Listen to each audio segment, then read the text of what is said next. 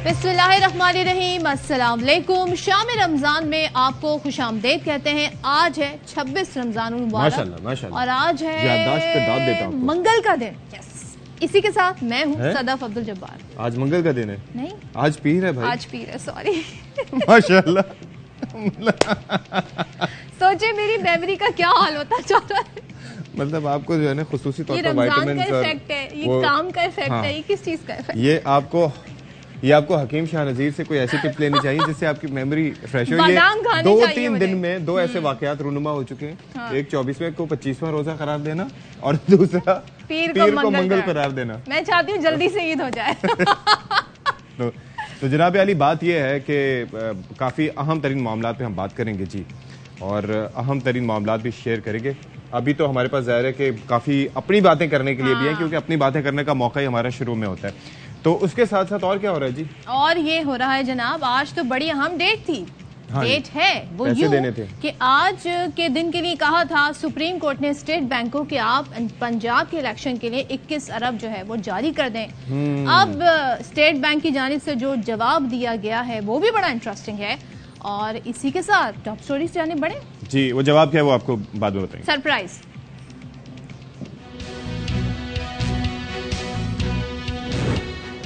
पंजाब में इलेक्शन के लिए 21 अरब रुपए जारी करने के अदालती हुक्म पर अमल नहीं हो सका। वफाकी काबीना ने मामला कौमी असम्बली में भेज दिया। कायमा कमेटी इजलास में स्टेट बैंक की रकम जारी करने से माजूरी। नवीद कमर कहते हैं पार्लियामेंट को भी अपनी तौहीन पर एक्शन का इख्तियार है।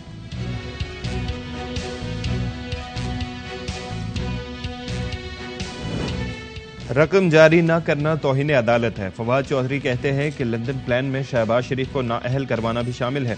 राना सनाउल्लाह ने हुकूमत के इरादे जाहिर कर दिए। कहते हैं जितना जोर लगा लें 14 मई को इंतखाबात नहीं होंगे।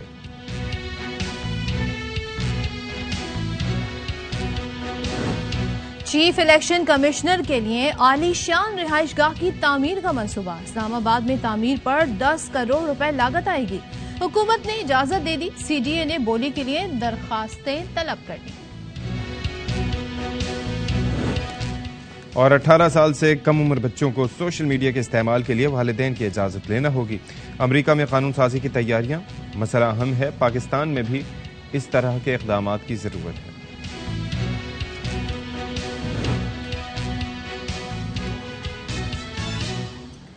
अच्छा जी, तो हमने जैसे कि आपको बताया कि आज फंड्स जारी होने थे स्टेट बैंक की जानिब से, क्योंकि ऑर्डर दिया गया था सुप्रीम कोर्ट की जानिब से, लेकिन ऐसा ना हो सका। तो मुझे एक बात बताएं, कल तक जब आप दूसरा प्रोग्राम कर रही थी उसके अंदर जो माहिरीन आए या इसके अलावा हमारी भी जो बात हुई, क्या लग रहा था कि यही कुछ होने जा रहा है? यही कुछ होने जा रहा है। उन्होंने कहा जी ऐसे नथी कर देंगे कैबिनेट से, कैबिनेट इसे नथी कर देगी जी पार्लियामेंट से।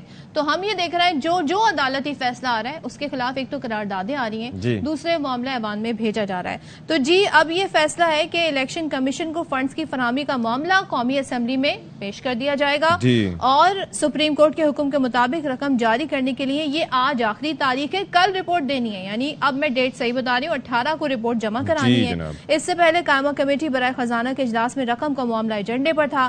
कायम मकाम गवर्नर स्टेट बैंक सीमा काबिल ने इजलास को बताया कि सुप्रीम कोर्ट ने 21 अरब रुपए जारी करने का हुक्म दिया है। हुक्म पर रकम मुख्तस कर सकते हैं वजारत खजाना के हुकाम, लेकिन इजरा का इख्तियार स्टेट बैंक के पास नहीं। अच्छा जी, अब उस पर मामला आ गया फिर से किसका? फेडरल कंसोलिडेटेड फंड्स का, जिस पर आजम नजीर ताड़ जो कि वजीर कानून है, उन्होंने कहा कि ये फंड हुकूमत का है। इस साल बजट में इलेक्शन के लिए पैसे मुख्तस नहीं किए गए और सप्लीमेंट्री ग्रांट के लिए कौमी असम्बली से मंजूरी लेना होगी। रुकने कमेटी बरजीज ताहिर ने कहा कि वजीर कानून साहब, हम खिलाफ आइन फंड्स नहीं दे सकते, हमने आइन की पासदारी का हल्फ उठाया है। 21 अरब रुपए की खिलाफ ज़ाब्ता फराहमी, ऑडिट पर एतराज़ात उठेंगे। सुप्रीम कोर्ट ने 63 में तरमीम के बाद आर्टिकल 84 में भी मर्जी की तरमीम कर ली। वजीर तिजारत नवीद कमर ने कहा कि स्टेट बैंक हुकाम को तौहीन अदालत से न डराएं, पार्लियामेंट को भी अपनी तौहीन पर एक्शन का इख्तियार है और पार्लियामेंट ही सुप्रीम है। तो ये जनाब मामला है قائمہ کمیٹی برائے خزانہ کا جو اجلاس ہوا اس میں جو ساری گفتگو ہوئی وہ ہم نے آپ کے سامنے اچھا، انہیں یہ کہنا چاہیے کہ ہمیں جی آئین کے سلیکٹیو جو شکیں ہیں ان پہ ہم عمل درآمد کرنا چاہتے ہیں، یہ تھوڑا سا اگر کہہ دیں پاسداری کی، جب یہ بات کہتے ہیں کہ ہم نے آئین کی پاسداری کا حلف اٹھایا تو ہم نے آئین کی سلیکٹیو شکوں پہ پاسداری کا حلف اٹھایا ہوا ہے. اگر ایسے کہہ دیں تو زیادہ وضاحت ہو جائے گی باتوں میں، کیونکہ آئین تو یہ کہتا ہے جی 90 دن میں الیکشن کرا دیں. اچھا جی، آگے بڑھتے ہیں جی. اب بات کرتے ہیں فواد چودھری کے حوالے سے کہ انہوں نے قائمہ کمیٹی کے فیصلے کو کہہ دیا ہے کہ یہ توہین عدالت ہے. فواد چودھری یوں بھی کہتے ہیں کہ اور دعویٰ کرتے ہیں کہ یہ لندن پلان کے تحت نواز شریف نے اپنے بھائی وزیر اعظم شہباز شریف کو نااہل کروانے کی تیاری کر لی ہے، اور یہ کہتے ہیں کہ جی اگر الیکشن 14 مئی کو نہیں ہوئے تو پھر کیا ہوگا، پھر دمادم مست قلندر ہوگا. جو رقم ہے یہ آج اگر ٹرانسفر نہیں ہوتی تو یہ سپریم کورٹ کی توہین ہوگی، جس میں پہلے انشاءاللہ ایکٹنگ گورنر اسٹیٹ بینک جو ہیں وہ اپنے گھر پہ جائیں گے. جو سارا کھیل کھیلا جا رہا ہے وہ لندن پلان کا حصہ ہے، اور لندن پلان یہ ہے جو نواز شریف نے اور مریم نواز نے بنایا ہے کہ شہباز شریف کو ڈسکوالیفائی کروانا ہے. شہباز شریف کو قربانی کے بکرے کے طور کے اوپر پیش کیا جا رہا ہے نون لیگ کی طرف سے. 14 مئی کو پنجاب میں الیکشن کرانے ہوں گے، اگر نہیں ہوگا تو پھر یہ سڑکوں کے اوپر دمادم مست قلندر ہوگا. پاکستان کی قوم انقلاب کے لیے نکلے گی. اچھا، رانا ثناء اللہ صاحب نے بھی حکومت کے ارادے واضح کر دیے ہیں، کہتے ہیں کہ جتنا بھی مرضی زور لگا لیں 14 مئی کو الیکشن نہیں ہوں گے. اچھا جی جائیں آپ دیکھ لیں کیا کہہ رہے ہیں. یہ جتنا مرضی زور لگا لیں 14 مئی کو الیکشن نہیں ہوں گے. الیکشن اکٹھے ہوں گے، کیئر ٹیکر سیٹ اپ کے تحت ہوں گے، اسی سال ہوں گے. مئی میں اگر نہیں ہوتے تو اکتوبر بھی کوئی زیادہ دور نہیں ہے. یہ کہتے ہیں کہ جی مہنگائی ہے. 31 مئی 2018 کو جب مسلم لیگ نون کی حکومت ختم ہوئی اس وقت جو ہے وہ آٹا 35 روپے کلو نہیں تھا. ڈالر کی قیمت کیا، پٹرول 65 روپے لیٹر نہیں تھا. ایک پراپیگنڈے کے تحت اس فتنے کو ملک پہ مسلط کیا گیا، اور اسی طرح کا ایک اوباش ٹولہ اس فتنے کے جو ہے وہ ساتھ تھا. ان لوگوں نے 4 سالوں میں ایسی پالیسیاں اپنائی جن کے نتیجے میں اچھا بھلا ملک وہ ایسے معاشی حالات میں گر گیا کہ اس کے لیے جو ہے وہ ایک بحرانی کیفیت پیدا ہو گئی. اچھا جی، اب الیکشن پہ تو اشفاق سبھی بیان دے رہے ہیں، سارے سیاستدان بیان دے رہے ہیں. پتہ کریں الیکشن کمیشن کیا کر رہا ہے. الیکشن کمیشن کیا کر رہا ہے؟ الیکشن کمیشن کی جانب سے ابھی وہ بلکہ کل یہ خبر اس طرح کی سرکولیٹ کرنا شروع ہوئی تھی کہ اسلام آباد میں ایک عالیشان رہائش گاہ کی تعمیر کی تیاریاں شروع کر دی گئی ہیں، منصوبے پر کارروائیاں شروع کر دی گئی ہیں. سامنے جو ہے انویٹیشن فار بڈز آپ کے سامنے ہے.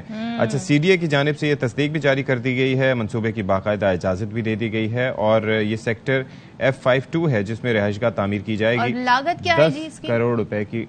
اچھا، میری زبان میں بھی لکنت آ گئی ہے پڑھتے ہوئے. 10 کروڑ روپے کی لاگت آئے گی، اور تعمیراتی کمپنیوں کو ٹھیکہ دیا جائے گا. 100 ملین ہوتے ہیں، یہ پتہ ہے آپ کو؟ 100 ملین 10 کروڑ ہوتے ہیں. تو اب زاہد مشوانی صاحب ہمارے ساتھ موجود ہیں، ان سے ذرا بات کر لیتے ہیں. زاہد مشوانی صاحب، یہ بتائیے گا کہ یہ پہلے کیا کوئی رہائش گاہ نہیں تھی جس کے وجہ سے اب یہ تعمیر کی جا رہی ہے؟ چکر کیا ہے؟ Chief election commissioner, election commission کے ممبران، یہ ریٹائرڈ جو ہے عدلیہ سے جو ججز ہیں عام طور پر ان کو لیا جاتا ہے، اور کوئی ایک بیوروکریٹ بھی اگر ان میں سے آ جاتا ہے. 4 سال کے لیے ان کی تقرری ہوتی ہے، اس کے بعد باقاعدہ طور پہ اپنی سروسز مکمل کر کے یہاں سے ریٹائر ہو جاتے ہیں. پہلے بھی پینشن ان کو ملی ہوتی ہے، دوسری جو ہے نا ریٹائرمنٹ یہاں سے بھی لے لیتے ہیں. اس لیے اب تک اس حوالے سے الیکشن کمیشن میں ان کی رہائش گاہ کے لیے کوئی پرماننٹ یا مستقل کوئی سکونت کے لیے انتظامات تو موجود نہیں ہیں.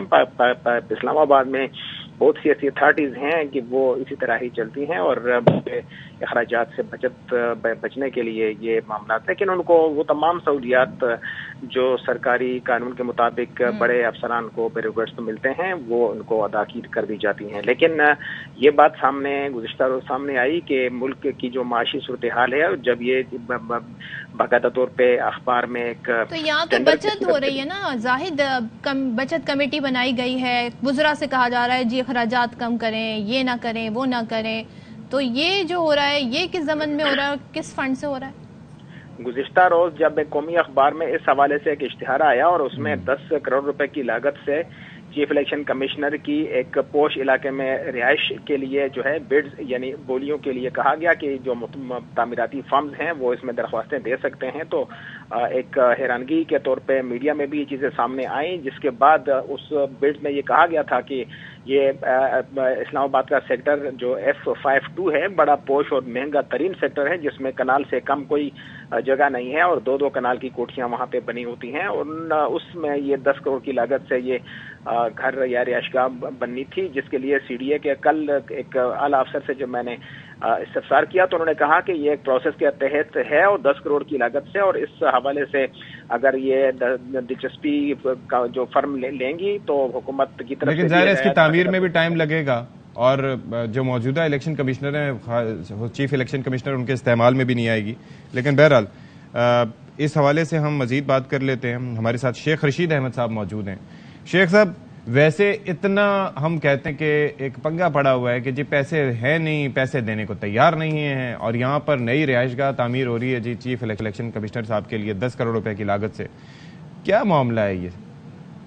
آپ کو بھی پتا ہے پیسے بھی ہیں، سیکیورٹی بھی ساری ہے، ہر چیز ہے، نیت نہیں ہے. نیت پتہ ہے کہ نتیجہ خوفناک ہے، ڈبے خالی نکلنے ہیں، اور خوف ہے اس کا کہ وہ لمبا ڈال دے گا عمران خان.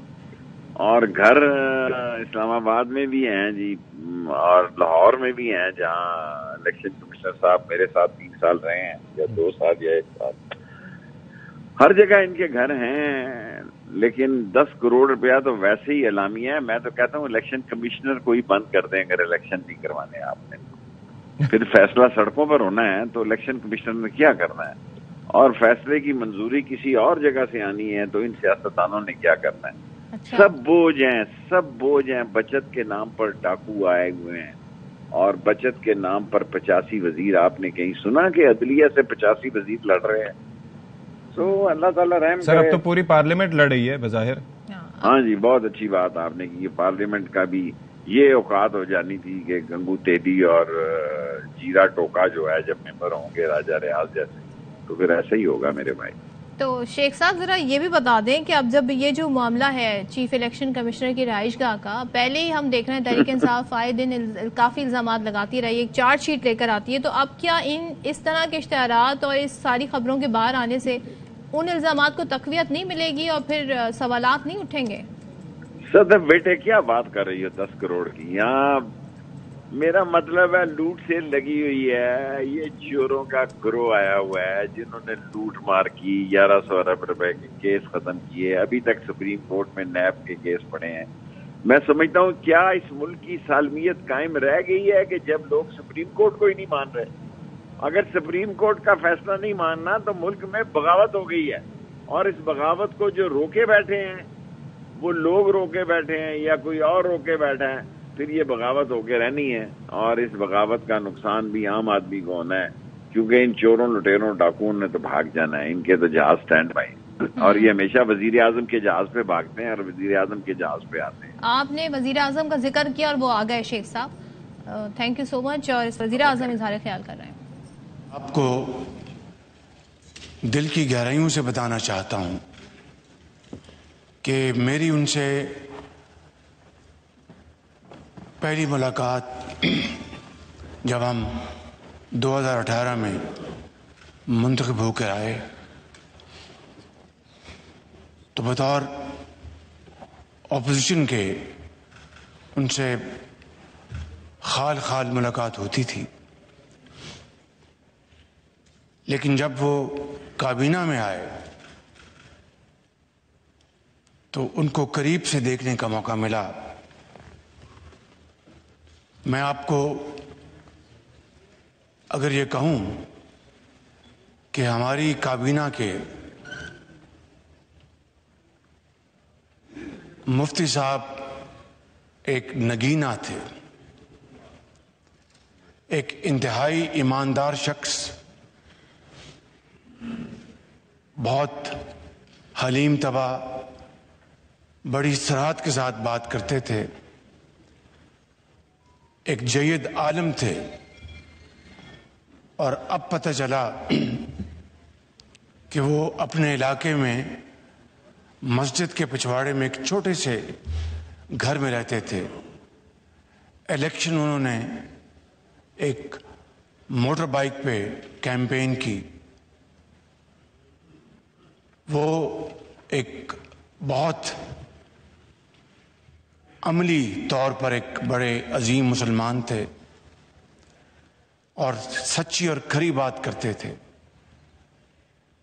میں نے ان کو کابینہ میں ہمیشہ کسی جھول کے بغیر اپنی بات کو کرنے میں ان کو بڑا ماہر پایا. اور یہ آج اس ہاؤس کے لیے بھی اور آپ کے توسط سے جناب اسپیکر پورے پاکستان کے عوام کے لیے میں آج یہ راز بتانا چاہتا ہوں کہ جب کابینہ نے فیصلہ کیا کہ جو بھی آنریبل ممبر ان سخت معاشی حالات کی روشنی میں مشکل وقت کے پیش نظر جو بھی اپنے تائیں والنٹریلی اپنی تنخواہ یا پرکس اینڈ پریولیجز سرنڈر کرنا چاہے تو ہم سب ان کو خوش آمدید کہیں گے. کابینہ کی اوور ویلمنگ میجورٹی نے اس فیصلے سے والنٹریلی اتفاق کیا کہ بالکل ملک اس وقت مشکل حالات سے گزر رہا ہے اور ہمیں جو بھی ہم کنٹریبیوٹ کر سکتے ہم کریں. لیکن مفتی صاحب مرحوم نے کہا کہ وزیر اعظم میں نے بات کرنی ہے اور یہ میں بات اس لیے کر رہا ہوں کہ ان کی سچائی، ان کی ایمانداری اور ان کا بغیر کسی کنفیوژن کے ان کا جو ریفلیکشن تھی وہ انہوں نے فی الفور ظاہر کر دی کہ وزیر اعظم میرا جو گزارا جو ہے اس تنخواہ کے بغیر نہیں ہوگا، میں یہ حصہ نہیں ڈال سکوں گا. اندازہ کیجیے جناب اسپیکر کتنا عظیم شخص تھا وہ. کون شخص اس طرح اپنے آپ کو کمپرومائز کرے گا؟ لیکن وہ شخص چونکہ سچا تھا، اس ذات پر اس کو بالکل کامل یقین تھا، موت پر کامل یقین تھا، ایماندار تھا اور رزق حلال میں وہ یقین رکھتا تھا. انہوں نے یہ کہا مجھے پھر بعد میں بھی مجھے ملے اور کہا کہ وزیر اعظم آپ نے برا تو نہیں منایا. میں نے کہا بالکل نہیں، مجھے تو بہت خوشی ہوئی کہ آپ نے سچی بات آپ نے کابینہ میں کی. جناب اسپیکر کتنی شکایتیں آپ کو آتی تھیں جو پچھلے سال گزر گئے، پچھلی حکومت کے دوران، حج کے دوران جو بد نظمی اور بد انتظامی ہوتی تھی. میں آج آپ سے بڑے ادب سے یہ پوچھنا چاہتا ہوں، جو پچھلا جو حج گزرا آپ کے کانوں میں بھی یہ بات پہنچی ہوگی کہ کمال کر دیا، بہترین انتظامات تھے وہاں پر. اس کا سارا سہرا مفتی شکور کو جاتا ہے کہ انہوں نے انتہائی اخلاص کے ساتھ اور انتہائی محنت سے انہوں نے سارے انتظامات کیے. حج کے جو ڈی جی ہوتے ہیں سعودی حکومت کے ساتھ، جو ہمیشہ پاکستان کے ساتھ انہوں نے تعاون کیا اور ہماری تمام درخواستوں کو سعودی حکومت نے مانا. لیکن انتظامات کے حوالے سے اور اس سے پہلے سالوں میں آپ یقین کریں، بلا خوف تردید کہہ سکتا ہوں کہ مجھے بھی شکایتیں آتی تھیں کہ شہباز شریف صاحب یہ کیسی حکومت ہے جو ریاست مدینہ کا نام لیتی ہے لیکن وہاں پر حاجیوں کو خوراک کا انتظام ٹھیک نہیں، وہاں پر ان کے رہنے سہنے کا انتظام ٹھیک نہیں. مفتی صاحب نے وہاں پر جناب ڈیرے جما لیے اور پورے انتظامات کی خود نگرانی کی وہاں پہ. اور آج ایک اور میں آپ کی خدمت میں بات عرض کرنا چاہتا ہوں کہ آپ جانتے ہیں کہ آپ کو سب کو علم ہے، اس ہاؤس کو علم ہے کہ پاکستان اس وقت بہت بڑے معاشی چیلنج سے گزر رہا ہے. اور یہ بات اب کوئی راز نہیں رہی کہ سعودی عربیہ نے پھر دوبارہ کمال مہربانی سے ہمیں $2 ارب مزید دیے ہیں، اور اسی طریقے سے UAE متحدہ امارات نے بھی، جو ان سے میں دورے پہ گیا تھا تو محمد بن زائد میرے بھائی جو وہاں کے صدر ہیں، انہوں نے بھی $1 ارب انہوں نے دیا ہے، جو کہ اب کنفرم ہو گیا، اور IMF کی یہ بھی ایک شرط وہ ایک پوری ہو گئی۔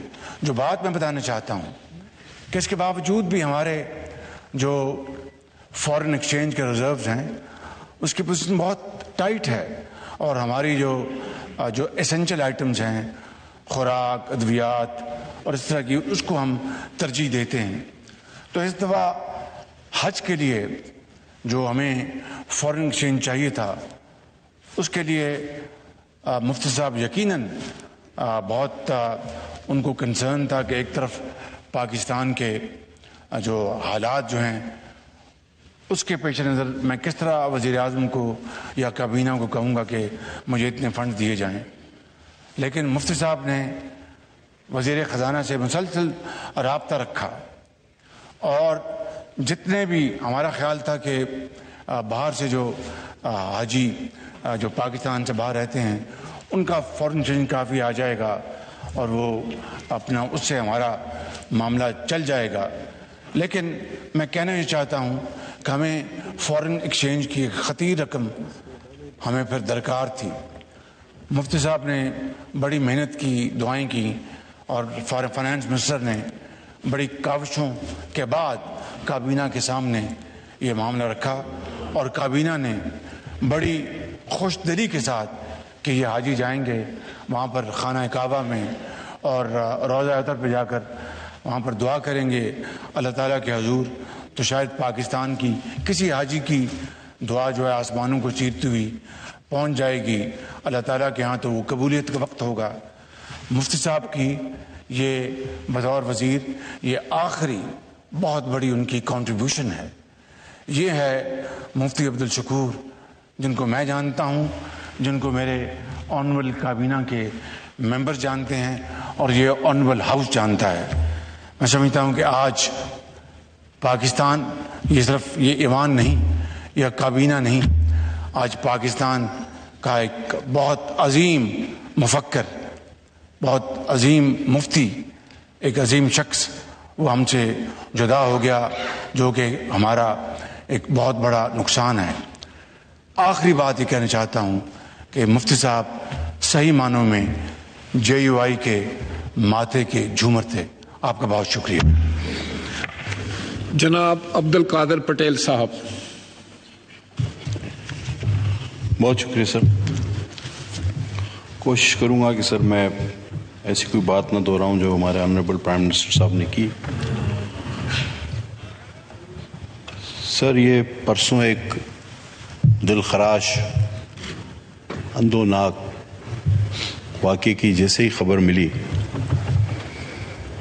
آپ یقین جانیے کہ اللہ جانتا ہے اس سے ایک روز پہلے عصر کی نماز پہ ہم ساتھ تھے، اکثر وہ ہمارے امام رہتے تھے، ہم ان کے مقتدی، تو بڑی بڑی تکلیف دینے والی اور خبریں زندگی میں سنتے آئے ہیں، اللہ سب کو بچائے، لیکن واقعی 1 منٹ کے لیے اندھیرا سا چھا گیا، اور سمجھ میں نہیں آتا تھا کہ ایک ایسے شخص کی محرومی کو کس طرح سے۔ قومی اسمبلی کا اجلاس ابھی بھی جاری ہے، ایک بریک لیتے ہیں، بریک کے بعد حاصل ہوں گے۔ جناب ویلکم بیک ونس اگین۔ اور اشفاق یاد ہے جو ہم نے بتایا تھا کہ کس طریقے سے جموں کشمیر کے جو گورنر ہیں سابق، انہوں نے بھانڈا پھوڑا تھا ستیہ پال نے، اور اب جی یہ اب بھارت میں ایک ہم ہلچل سی دیکھ رہے ہیں، اور سابق بھارتی آرمی چیف ہیں شنکر رائے نے بھی مودی سرکار کو پلوامہ واقعے کا ذمہ دار قرار دے دیا ہے۔ برطانوی اخبار ٹیلی گراف سے گفتگو میں سابق آرمی چیف شنکر رائے کا کہنا تھا وزیر اعظم نریندر مودی اور قومی سلامتی کے مشیر اجیت دوول کو پلوامہ واقعے کی ذمہ داری قبول کرنی چاہیے، اور 40 بھارتی فوجیوں کی ہلاکت مودی حکومت کی نااہلی کی وجہ سے ہوئی۔ جی تو اب اس پر ذرا تجزیہ لے لیتے ہیں دفاعی۔ ہمارے ساتھ موجود ہیں بریگیڈیئر ریٹائرڈ حارث نواز صاحب، دفاعی تجزیہ کار ہیں۔ حارث نواز صاحب، کبھی کوئی یوٹیوبر سامنے آتا ہے وہ ان کو ایکسپوز کرتا ہے, کبھی ستیہ پال جو کہ سابق گورنر تھے انہوں نے ایکسپوز کیا, اور آج جو ہے وہ سابق آرمی چیف ہیں شنکر رائے, ان کی جانب سے کہا گیا ہے کہ یہ سارا کا سارا ان کا کارنامہ ہے اور ان کو ذمہ داری قبول کرنی چاہیے. آپ کے کیا کامنٹس ہیں اس پہ؟ دیکھیں, مجھے تو ہمیں تو شروع سے پتا تھا کہ یہ اتنا خطرناک مجرم ہے یہ نریندر مودی, اور یہ ہمیں معلوم ہے کہ یہ گجرات کے مسلمانوں کا قاتل بھی ہے, اور یہ جو ایک ٹیررسٹ گروپ اکٹھا ہوا ہے کمانڈ میں ہے, جس میں میں نے اس میں یہی بات کی تھی کہ نریندر مودی ہے, راجناتھ سنگھ ہے, اجیت ڈوال ہے اور ساتھ راجناتھ سنگھ ہیں, یہ سارے کے سارے RRS کے ایجنڈے کو لے کے چل رہے ہیں. یہ بالکل بہت بڑے مجرم ہیں, ان کو کوئی فرق نہیں پڑتا. آپ امیجن کریں کہ ایک prime minister of Pakistan, prime minister of India اپنے 40 فوجیوں کو جان کے مروا دے اپنے پولیٹیکل عزائم کے لیے اور اپنے ایجنڈے کے لیے. اس سے بڑا مجرم کون ہو سکتا ہے؟ اور اس کے ساتھ یہ دیکھیں کہ یہ ان کو سمجھ نہیں آتی ہے کہ ایک اتنا بڑا ایکسکلوسیو بڑا ہوا ٹرک کشمیر میں جہاں چپے چپے فوج ہے وہاں کیسے نکل کے آ سکتا ہے؟ اچھا بریگیڈیئر صاحب ذرا یہ بتائیں, پلوامہ واقعے کے حوالے سے ایسا ہو ہی نہیں سکتا کہ جو اجیت ڈوول ہے انہیں نہیں معلوم ہو, انٹیلیجنس کو یہ خبریں نہ معلوم ہو. اب جو یہ بیک ٹو بیک جو انکشافات ہو رہے ہیں اس کے پیچھے آپ کیا وجوہات دیکھتے ہیں؟ پہلے کیوں نہیں آوازیں اٹھی؟ ٹائمنگ دیکھیں, اس کا مطلب یہ ہے کہ اب اس کے دن گنے گئے ہیں, لوگوں نے پلان کر کے اب سب طرح سے اس کے اوپر گھیرا تنگ کیا جا رہا ہے, کیونکہ اب جب الیکشن آنے والے ہیں اگلے سال تو اس میں آپ یہ دیکھیں گے کہ ان کو اب پوری طرح شکست ہوگی. لوگوں نے ہمت کر لی ہے, ماڈریٹ ہندو سامنے آ رہے ہیں, باضمیر جو ہیں آپ کے جرنلسٹ وہ سامنے آ رہے ہیں, یوٹیوبر سوشل میڈیا پہ آ گئے ہیں. اس کا مطلب یہ ابھی آپ کے سامنے ایکس آرمی چیف کی بات ہے, اس سے پہلے ایکس گورنر نے جو باتیں کی ہیں, اور اس سے پہلے اگر یاد ہو کہ یہ واٹس بھی پکڑا گیا تھا, ارنب گوسوانی کا جو میسج کر رہا تھا اس کو ساری خبر تھی, وہ بھی بریک ہوئی تھی. ہر لحاظ سے انوالومنٹ میرے خیال میں اب اگر جوڈیشری انڈیپینڈنٹ ہے تو ایک یا تو ان کو 100 نوٹس لینا چاہیے سپریم کورٹ آف انڈیا کو, یا وہاں پر لوگوں کو کھڑے ہونا چاہیے اور اس کے خلاف کیس رجسٹر کرنا چاہیے. لیکن یہ اتنا خطرناک مجرم ہے کہ یہ اگر کوئی ایسی بات کرے گا اس کو 3 دیہڑی مروا دے گا. لوگوں میں انہوں نے ہراسمنٹ ڈالی ہوئی گنڈوں نے, RRS کے گنڈوں نے, اس سے لوگ خوش ہیں. لیکن آپ کو میں ایک بات بتاؤں, جس دن یہ وزارت سے ہٹے گا آپ دیکھیں کتنا بڑا انڈیا میں طوفان آئے گا اور اس کے خلاف کیسز رجسٹر کیے جائیں. یعنی آپ کو لگتا ہے کیسز کی بھرمار کھل جائے گی. تو ابھی ویسے آپ دیکھتے ہیں کہ کیا جو مودی کا انفلوئنس ہے وہ حاوی ہو جائے گا, یا یہ جو اب آوازیں اٹھ رہی ہیں کسی طریقے سے یہ کچھ ایسے ماحول بنا دیں گی جو کہ آپ کہہ رہے ہیں کہ اب ظاہر ہے 40 فوجیوں کی ہلاکت پر کہا جا رہا ہے, ایٹ لیسٹ آپ ذمہ داری تو قبول کریں کہ آپ کی کوتاہی تھی, نااہلی تھی. صدف, یہ ایسے لوگ جو ہوتے ہیں جو ٹوٹیٹوریئنز ہوتے ہیں جو آسمان پہ چڑھتے بھی اسی طرح یہ گرتے بھی ہیں, اور اب اس کا گرنے کا وقت آ گیا ہے. ناٹ گرنے کا, یہ پوری جو اس کی آئیڈیالوجی لے کے جو RRS ہوتا ہے یہ 4 مہینے تھوڑا چلے, یہ سارے اب جانے کا وقت آ گیا ہے. اور اس لیے لوگوں نے آوازیں نکالنی شروع کر دی. یہ اب جب آوازیں نکل رہی ہیں تو آہستہ آہستہ یہ آواز جو ایک تحریک کے خلاف کھڑی ہوگی. مجھے تو یہ اس بات کا تو اس کا مطلب ہے پھر ود ان دا پارٹی آپ کو لگتا ہے کوئی چینج آئے گا, کیونکہ اکھنڈ بھارت کا جو ان کا خواب تھا وہ تو BJP کا ہی تھا, یا پھر کانگریس کو کوئی موقع مل سکتا ہے اگلی بار؟ نہیں, BJP کے اندر بھی ماڈریٹ لوگ ہیں, اور دیکھیں ایک باضمیر لوگ ہیں, ایک 40 اپنے فوجی جو ملک کی حفاظت کرتے ہیں, آپ ان کو کس بہیمانہ طریقے سے مروا دیتے ہیں اور پھر پاکستان پہ الزام لگاتے ہیں. 2 اس کا کام ہونا چاہیے. ایک جو اندر سے آوازیں آ رہی ہیں BJP بغاوت ہوگی اور کے خلاف ووٹ نو کانفیڈنس بھی کسی بتا رہے. آپ نے اس لومڑ کی شکل دیکھی کس طریقے سے نظر آتا ہے, از اے کننگ فاکس. اور اس کے ساتھ پاکستان کو بھی اپنی ذمہ داری اٹھانی چاہیے. اس وقت پاکستان کو میں نے اس دن کہا تھا سارے ایمبیسڈر اسلام آباد میں ان کو بتائیں, سب کی ڈیٹیل بتائیں کہ واٹ از ہیپننگ, کس طرح انڈیا نے یہ بڑا اسٹیٹ ڈرامہ کیا تھا, اور اس کے خلاف ایکشن کرنے کی بہت سخت ضرورت ہے. ٹھیک ہے بریگیڈیئر صاحب, بہت شکریہ. اور آئی ہوپ کہ اب جو بھارتی ٹیلی ویژن ہے, جو ٹاک شوز ہیں, وہ ذرا بلائیں جی پاکستانی تجزیہ کاروں کو, تاکہ انہیں لگ پتا جائے, کیونکہ اب تو خود ہی ان کے گھر کے بھیدی لنکا ڈھا رہے ہیں اور ہر بات کا الزام وہ پاکستان کو دھر دیتے ہیں. جی, میں وہی بات, یہ اندازہ کیجئے کہ کس قدر پریشان کن بات ہے. لیکن اچھی بات یہ ہے کہ یہ ایکسپوز ہو رہے ہیں اور ساری چیزیں جو ہیں وہ سامنے آ رہی ہیں. اچھا, ایک اور چیز بھی سامنے آئی وہ یہ ہے کہ مودی کی خوش آمد میں پاکستان مخالف جعلی بھارتی سرجیکل اسٹرائک کا بالی ووڈ کا جو ڈرامہ ہے وہ بھی فاش ہو چکا ہے. پاکستان دشمنی میں بننے والی تمام بھارتی فلموں کے پیچھے را کا ہاتھ ہے. We are not surprised. اچھا, بھارتی فلمیں جعلی سرجیکل اسٹرائک کا قبل از وقت ریلیز لیک را کے ملوث ہونے کا ثبوت ہے. لیق الرحمان ہمارے ساتھ موجود ہیں, مزید اس پر تھوڑا روشنی ڈالیں گے. لیق, یہ کیا معاملہ ہے؟ اشفاق, بالکل وہی معاملہ ہے جو آپ سمجھ رہے ہیں. بھارتی خفیہ ایجنسی را کا مخصوص مالیاتی ڈپارٹمنٹ, ان کا اب سامنے آ گیا ہے کہ پاکستان دشمنی میں بننے والی تمام جو موویز ہیں نہ صرف ان کو مالی معاونت فراہم کی جاتی ہے بلکہ ہر طرح کے وسائل بھی فراہم کیے جاتے ہیں. ابھی ایک ابھیشیک دودھیا نامی فرد ہے جنہوں نے وزارت دفاع سے پرائڈ آف انڈیا بالا کوٹ اٹیک کے نام سے فلم بنانے کی اجازت مانگی ہے.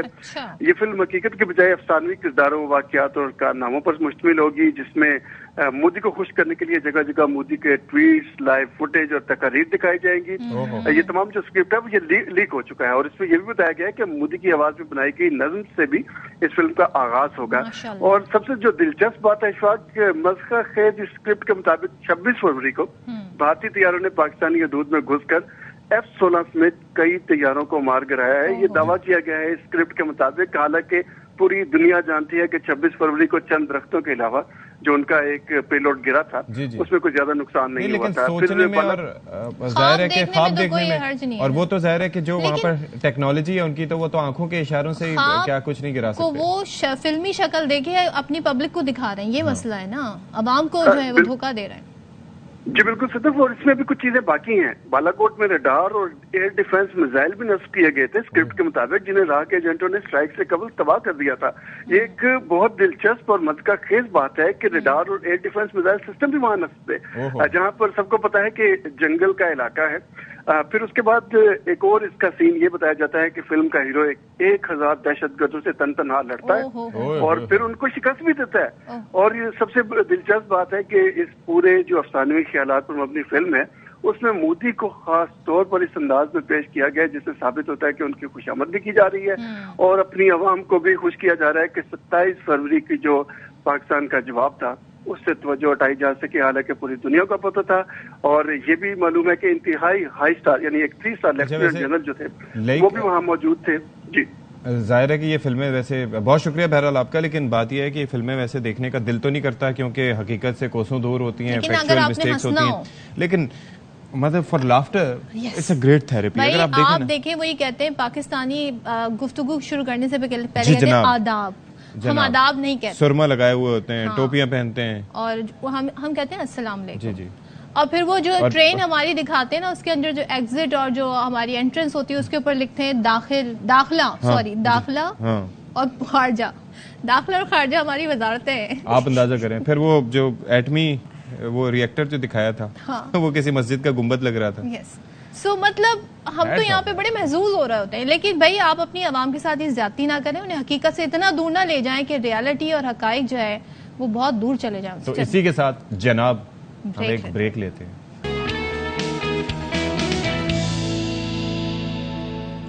اچھا جی, براہ راست آپ کو لیے چلتے ہیں. وفاقی کابینہ کا اجلاس ہے اور وزیر اعظم خطاب کر رہے ہیں. تیار تھے, اور سب سے بڑی بات کہ جب ہم نے کابینہ نے فیصلہ کیا کہ والنٹریلی کابینہ کے تمام یا جو ممبران والنٹریلی اس ملک کے اندر جو ایک بڑی مشکل معاشی صورتحال ہے اس کے پیش نظر لوگوں کو توقع ہے کہ اشرافیہ 20 میں حصہ ڈالے گی, تو جو تنخواہ اور پرکس اینڈ پریویلیجز جو چاہے وہ خاموشی سے اس سے دستبردار ہو جائے. مفتی صاحب نے اپنے ایمان کی طاقت کے اوپر بل بوتے پر اور خلوص کے ساتھ انہوں نے اس کا ذکر کیا کہ وزیر اعظم میں یہ کٹوتی نہیں کر پاؤں گا. کتنی بڑی بات تھی کہ اس شخص نے, مرد مومن نے, بغیر کسی بات کے ہچکچاہٹ کے اپنی معاشی صورتحال بیان کر دی. ایسے لوگ کہاں ہیں؟ ان کو چراغ جلانے سے بھی ایسے لوگ ढूंढने से नहीं मिलते। बारकैफ मैं जितनी भी बात करूंगा मुफ्ती साहब की शख्सियत के तस्कर के हवाले से वो कम होगी। वो एक अजीम शख्सियत थे और सियासी लिहाज से वो JUI के माथे के झूमर थे, इसमें कोई दो राय नहीं है। बिल्कुल मैं आप अपनी तरफ से और आप सबकी तरफ से मौलाना असद साहब से गुजारिश करूंगा कि उनके हक में दुआ अता फरमाएं।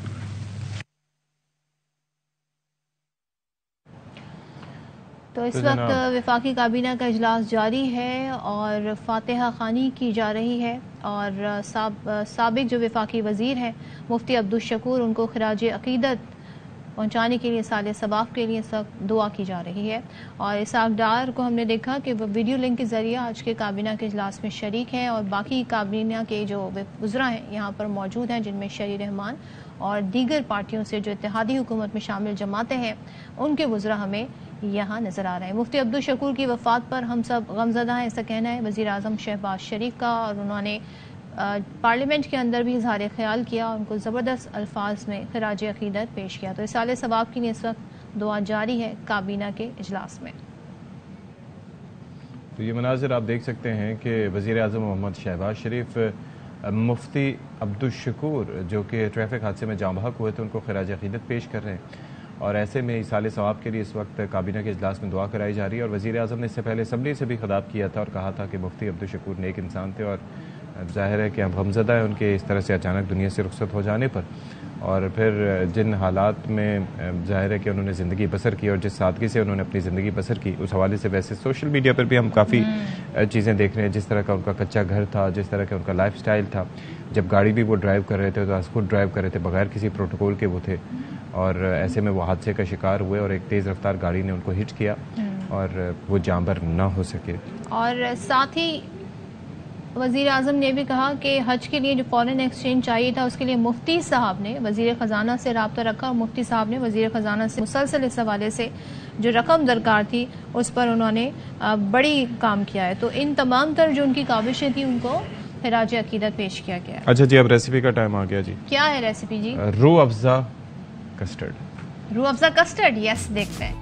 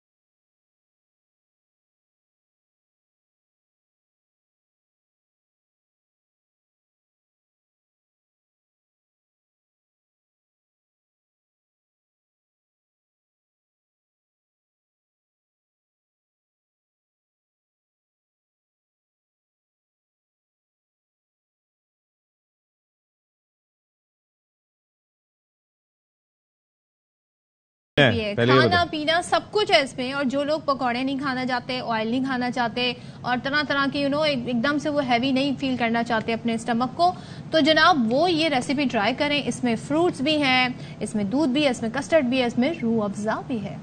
कमाल है जी, कमाल है ना? मैं मज़ीद बना के ले आए। अच्छा जी, ईद की तैयारियां उरूज पे हैं, तो ऐसे में सीरियसली उरूज पे जी उरूज पे है, जाहिर है कि वक्त ही कम रह गया ना। आपके हिसाब से कितने रोजे बाकी रह गए? चार। तो बहरहाल छांगा मांगा में क्या हो रहा है? सही तो बता दें। मेरे ख्याल में अब 29 या 30 का फर्क हो सकता है। आप मेरी मैथ्स का ध्यान नहीं लिया कि ऐसे टाइम पे जब रोजा करीब बिल्कुल ऐसे ही है। तो छांगा मांगा में क्या तैयारियां हैं जी, ये बता रहे हैं साबिर चौधरी साहब।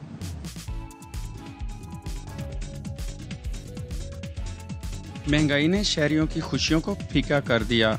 मार्केट में खरीदारी करना आसान नहीं रहा, खासकर बच्चों के कपड़ों की कीमतें आसमान से बातें कर रही हैं। वालिदैन परेशान हैं, घर चलाएं या कपड़े खरीदें।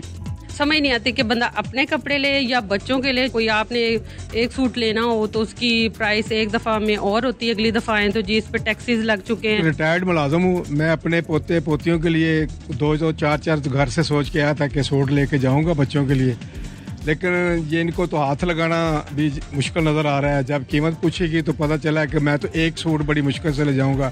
एक साल कबल 2000 का सूट 3000 में फरोख्त हो रहा है। अच्छे मलबूसात की कीमतें 4 से 5000 तक पहुंच गईं। महंगाई की वजह से खरीदारी कम हो रही है, दुकानदार का मुनाफा खत्म हुआ जा रहा है। वालिदैन का कहना है कि महंगाई ने बच्चों की मीठी ईद को तीखा कर दिया है। दिन ब दिन बढ़ती हुई महंगाई के बायस न सिर्फ दुकानदार बल्कि वालिदैन भी परेशानी में मुब्तला हैं। कैमरामैन शहजाद अहमद के साथ साबिर चौधरी, ARY न्यूज़, छांगा मांगा।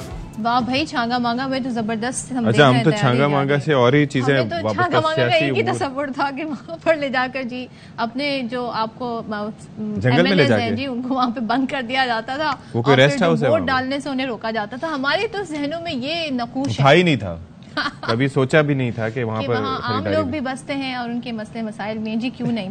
हम ईद की शॉपिंग के हवाले से और भी बात करेंगे, लेकिन हमें ब्रेक लेना है। ब्रेक के बाद आते हैं।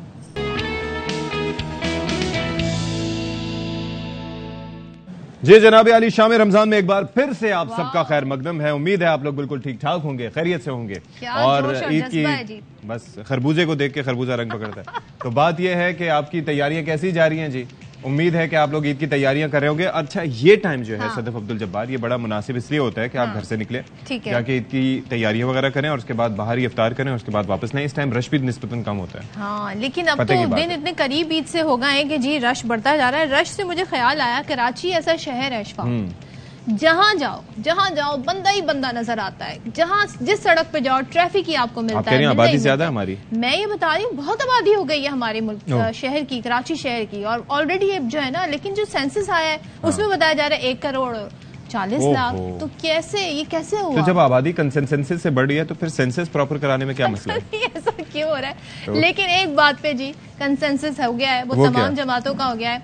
वो कंसेंसस ये है कि सेंसस में जो आबादी बताई गई है वो ठीक नहीं है। तो तमाम जमातें खदशात का इजहार कर रही हैं, चाहे वो पीपल्स पार्टी हो, उन्होंने पहले कह दिया था MQM, जमात इस्लामी। जी आप कुछ कह रहे हैं? अच्छा, मैं ये कह रहा था सदफ कि जब वो घर पे जो डिटेल्स लेने के लिए आए थे, वो इतना मतलब आपको लग नहीं रहा था कि they are fully invested in that, या आपके पास आए थे? अच्छा, मैं घर पे थी नहीं, तो मेरे फादर जो थे वो कह रहे थे आपकी बेटी सदफ जब्बार नामे कहीं वो टीवी पे तो नहीं आती है। अच्छा, तो उन्हें ये पता चला, उन्होंने ऑन किया, डिसऑन किया? क्यों नहीं ऑन करेंगे, अल्हम्दुलिल्लाह, व्हाई नॉट। तो ये देखें ना, सदफ ने बिल्कुल शेरनी की तरह धाड़ के बताया कि जी शी मीन्स इट। अच्छा, अब जरा ये बताएं कि अब तहफ़्फ़ुज़ात बताएं जी कंसेंसस के साथ। कंसेंसस के ऊपर तहफ़्फ़ुज़ात ये है कि कई जगह पे उनका सेंसस पे तहफ़्फ़ुज़ात ये थे कि एक तो उनका सिस्टम जो है वो बड़ा एक ये आईपैड्स वगैरह इस तरह की चीज़ें लेके चल रहे थे, टैबलेट लेके चल रहे थे, तो वो उस तरह से काम नहीं कर रहे थे। फिर जहाँ पर बिल्डिंग की यूनिट्स काफ़ी ज़्यादा थे तो वहाँ पर भी उनको ट्रेस करने में परेशानी हो रही थी। फिर मालूमात जब जाहिर है कि आप विलिंगली जब मालूमात देते हैं तो फिर आप उसकी सदाकत किस हद तक उस पर यकीन किया जाए, ये भी जाहिर है कि क्वेश्चन मार्क है। खालिद मकबूल सिद्दीकी कहते हैं हम वो बस बदनसीब शहर में रहते हैं जहाँ पर लोगों को सही से गिना भी नहीं जा रहा है। तो जरा देखें वो क्या कह रहे हैं। मैं कैसी बदनसीब रियासत में रहते हैं, अपने लोगों को सही तरह गिन पाए वो भी न गिन पाए। दुनिया कराची को मानती है कि कराची दुनिया के 3 बड़े शहरों में से सही आबादी गिना जाए तो दुनिया का सबसे बड़ा शहर है। आप इसको पाकिस्तान का दूसरे नंबर का शहर साबित करने की साजिश कर रहे हैं। हम अपनी इस तंजीमी ताकत के जरिए खुद को गिनवाएं भी और खुद को मनवाएं भी। तकरीबन 45,000 ऐसी कसीरुल मंजिला इमारतें हैं जिनको गिना ही नहीं गया। हमने इस हद तक तो मनवा लिया है कि हुकूमत कह रही है यहाँ ये 45,000 नहीं है 32,000 है।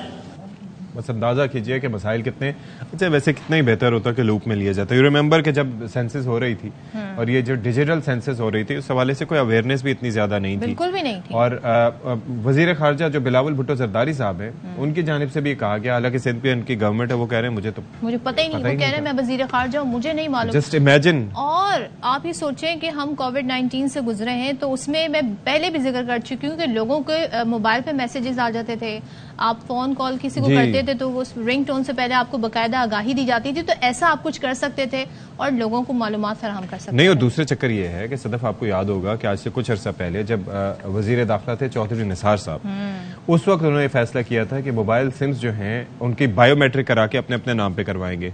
वो काम हुआ था नहीं हुआ था? बिल्कुल हुआ था। ठीक है, वो तो भाई बड़ी जिम्मेवारी के साथ प्रेस कॉन्फ्रेंस करते थे चौधरी निसार साहब। आगे बढ़ते हैं जी, कोई गलत बात नहीं करनी आपने, आगे बढ़े।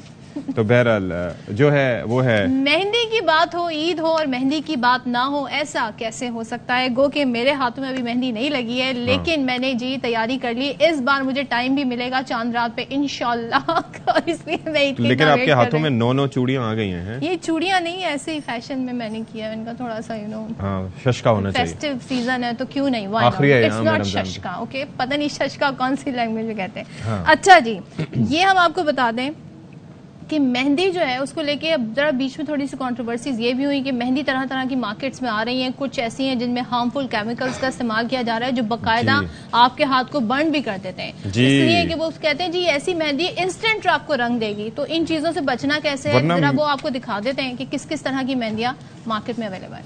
देखें, ईद के नज़दीक आते ही ख़वातीन और बच्चियों में सबसे पहले ये बात तय होती है कि कहाँ से मेहंदी लगवाई जाए, लेकिन शर्त ये होती है कि जहाँ से भी मेहंदी लगे उसका रंग लाल ही आए।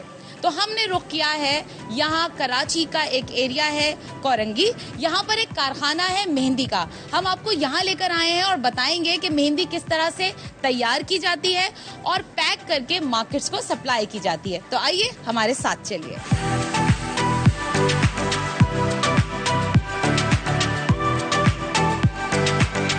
21 साल अपना काम करते हो गए, 20 साल पहले काम करता था मेहंदी का। पाउडर हमने पानी में डीप किया, मेहंदी का रंग है, आपके नींबू के फूले टाटरी है और ऑयल, मेहंदी का ऑयल होता है तरफ में, वो उसमें मिलाते हैं, उसको 12 घंटे रखते हैं, 12 घंटे बाद इस्तेमाल कर लेते हैं, रंग आ जाता है। दुकानदार से डिमांड आती है हमारे पास, ग्राहक तो दुकानदार के पास जाता है।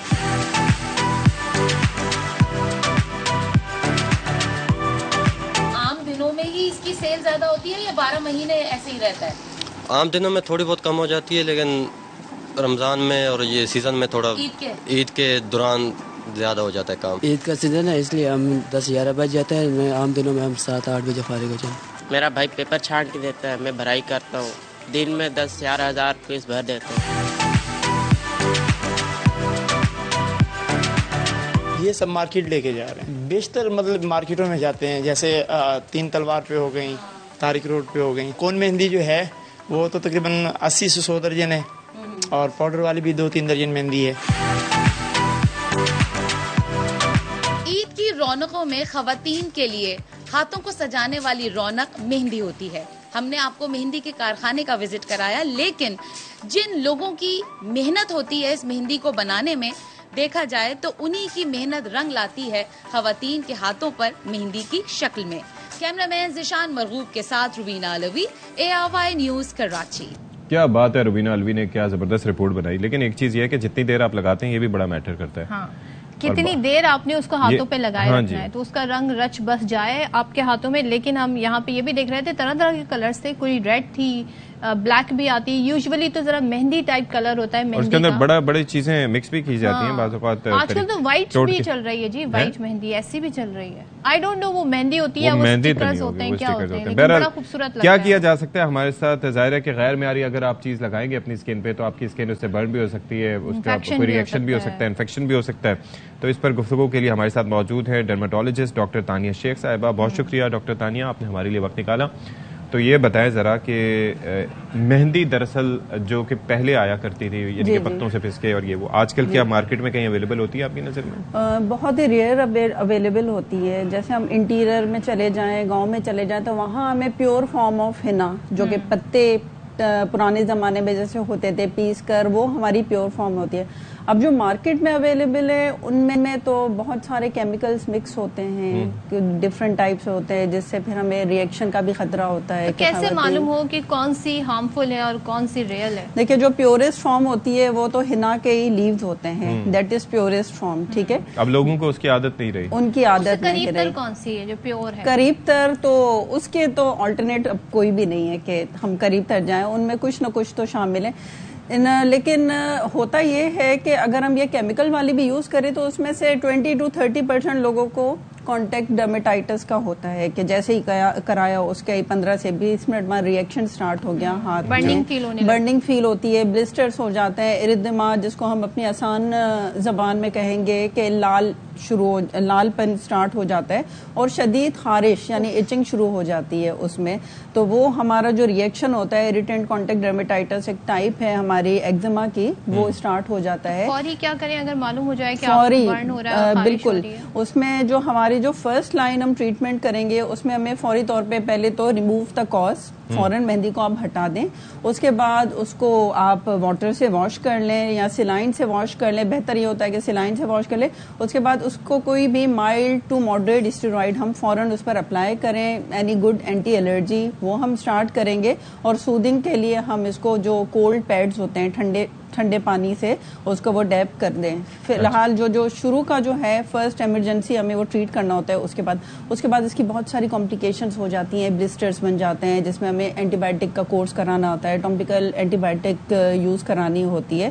تو یہ کافی کچھ تو اینٹی بایوٹکس تو اس لیے ہوتی ہے نا کہ کوئی سیکنڈری اس کے لیے انفیکشن آ جائے، لیکن بلسٹرز بھی بن جاتے ہیں. لیکن ایسے کون سے کیمیکلز ہوتے ہیں جو یہ یوز کرتے ہیں؟ رنگ لانے کے لیے کرتے ہیں. ایک کیمیکل ہوتا ہے PPD، پیرا ڈائیمائن ہوتا ہے، اس میں یہ ایڈ کرتے ہیں تو اس کی وجہ سے بھی یہ ہو جاتا ہے. جس طرح ہیئر ڈائی میں بھی اکثر لوگوں کو کانٹیکٹ ڈرمیٹائٹس ہوتا ہے، پیشنٹس آتی ہیں کہ جی ہمیں سر پہ ہم نے ڈائی کیا تو اس کے بعد بھی یہی بلسٹر ہوتا ہے، ارتھما ہو جاتا ہے، شدید خارش شروع ہو جاتی ہے. مہندی بھی سر پہ لگا لیتے ہیں. جی بالکل.